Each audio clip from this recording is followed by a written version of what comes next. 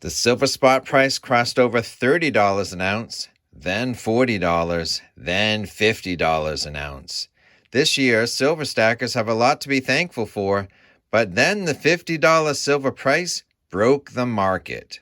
Watch what happens next. If the silver market broke when the spot price of silver hit 50, how did we get here?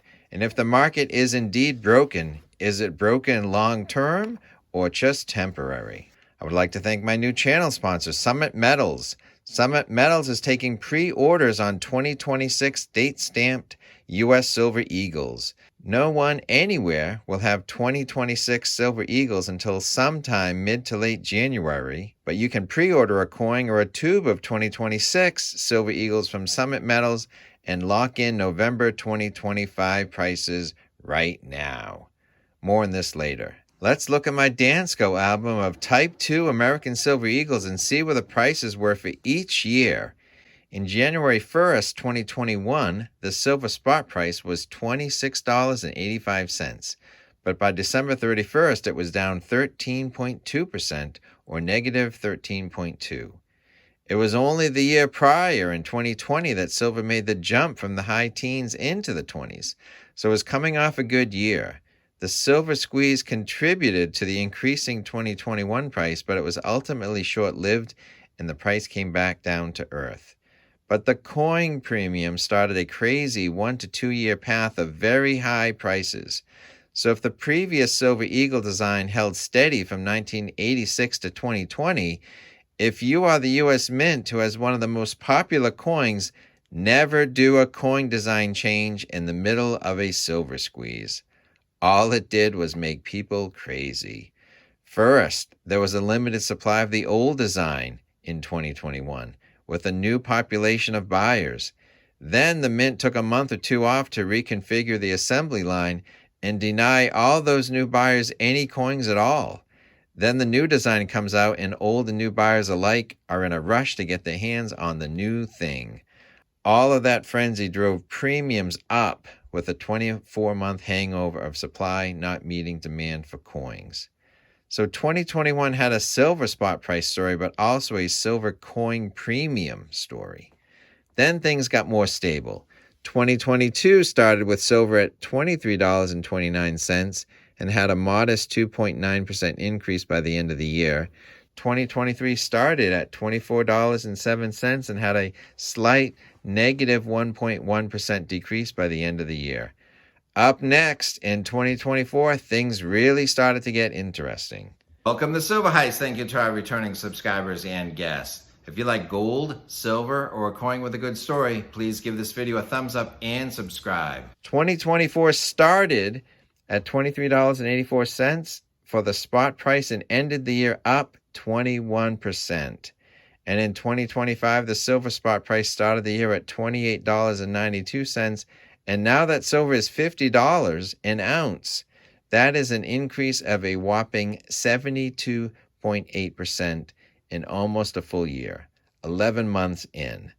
So this year, we've experienced $30 silver, $40 silver, $50 silver, all in the same year. That's a lot to absorb. Not only did we get $50 silver, we got $54 silver.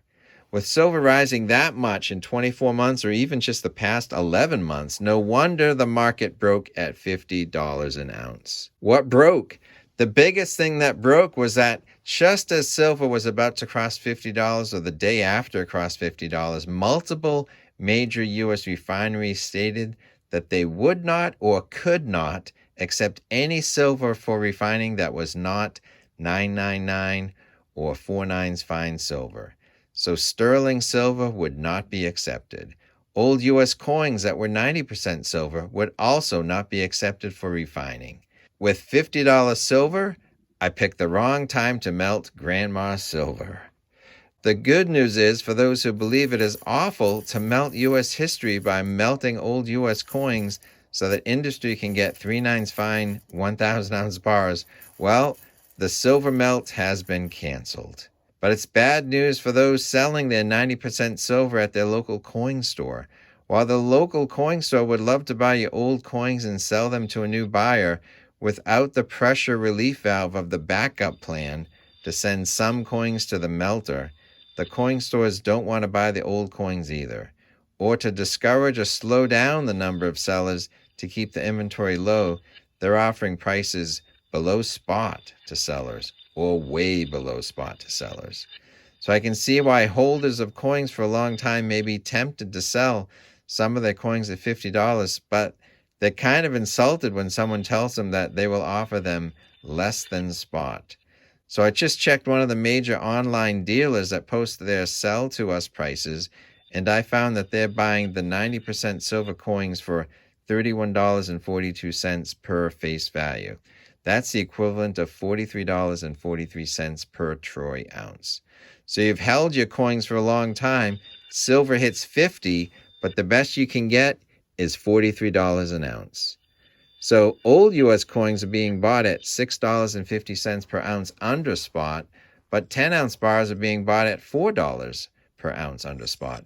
And silver eagles are either $2 under spot or $2 over spot, depending on the year or the condition. And that's all from the same big online buyer. So the market may be broken if this is the exact time you want to sell the silver that you've been holding on to. And that silver is the 90% type or the sterling silver type, where there are restrictions on the ways that buyers of your silver can sell your silver. If the refineries are not the buyer of last resort for the silver that you're holding, then that's going to impact your exit strategy if you're exiting at $50 and today. But if your silver holdings have various types of silver, you've got more options. You can move the silver coins or bars that buyers will pay more for. Or if you're holding your silver and plan to hold longer, then nothing is broken. Silver went over $50 around October 10th and held on to that $50 level for 7 business days. Then it fell below $50, and now silver is back over $50 again and is held at price for 10 business days and counting. So overall, a month and a half is not enough time for the broken silver market to heal, because I don't think that the silver refineries have reversed course and that they're still refusing the 90% silver or sterling like they had announced. But time heals all wounds. The market has not settled yet whether silver is staying above 50 or going back below 50. The big market has flip-flopped as to whether there will be a rate cut at the next Fed meeting on December 10th. First, we thought there would be one. Then last Thursday, I took a screenshot, and the odds had shrunken to 32% chance of a rate cut. Then literally a day later, yesterday, there's a 71% chance of a rate cut. With a rate cut comes more dollars and cheaper money and more fuel for the fire for economic growth, which silver being an industrial strategic commodity, more economic growth will be more industrial demand. The refineries need to catch up to meet silver's relentless overall demand, and the refineries will, but not overnight. So with the spot price uncertainty, you have an opportunity to keep buying silver now and watch what happens. If you're a long-term holder, the 90% coins give you an opportunity to buy coins now at a low premium at spot price, or maybe if you're fortunate, below spot price.